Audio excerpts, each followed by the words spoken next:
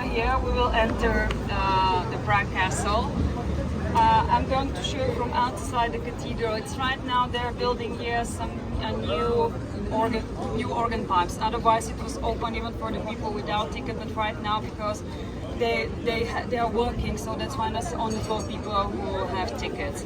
So because the cathedral was originally only until here.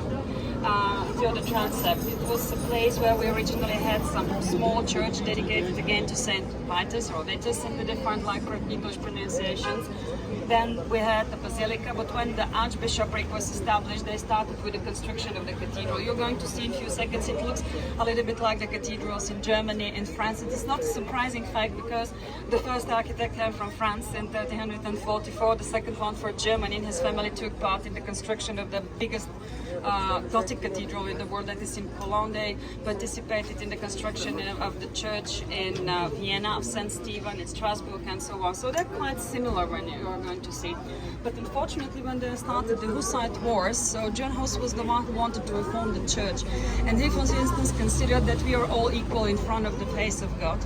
And but it was related to the communion that even the ordinary people, according to him, was supposed to receive the wine as the symbol of the blood of Jesus Christ, not only of the wafers as the symbol of his body. But probably for some economical reason, at some point the church decided that only the higher priest will receive the wine. Anyway, when he was burnt alive at the stake, maybe you know his last words, "Oh, holy simplicity," because when he was burnt, there came a lady with some dry branches to make him burn better. So when he died as a heretic, so some of his followers started to interpret his ideas in a more social way. And even during the socialist regime, we were almost told that they were almost like Robin Hood, taking for the rich and giving to the poor. Actually, it was more valid the first part than the second one. And anyway, they have stolen a lot of precious things from the churches. After 17 years of wars, there was no money in the country, so that's why nobody completed this part of the church until the revival.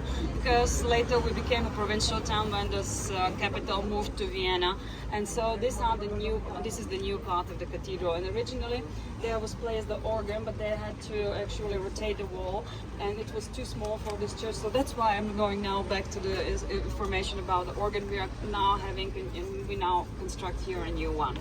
Anyway, then from here we will come back in this direction. So first here, then we will cross once again this courtyard, and from here we have a wonderful view to the town. You have some time for pictures. I'm going to show a few more buildings from there, and then we will walk down the hill.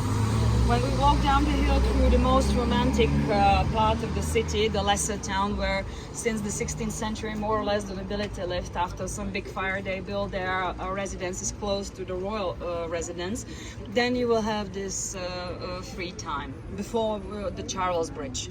And exactly where the place where you will have your free time, because I know that some of the clients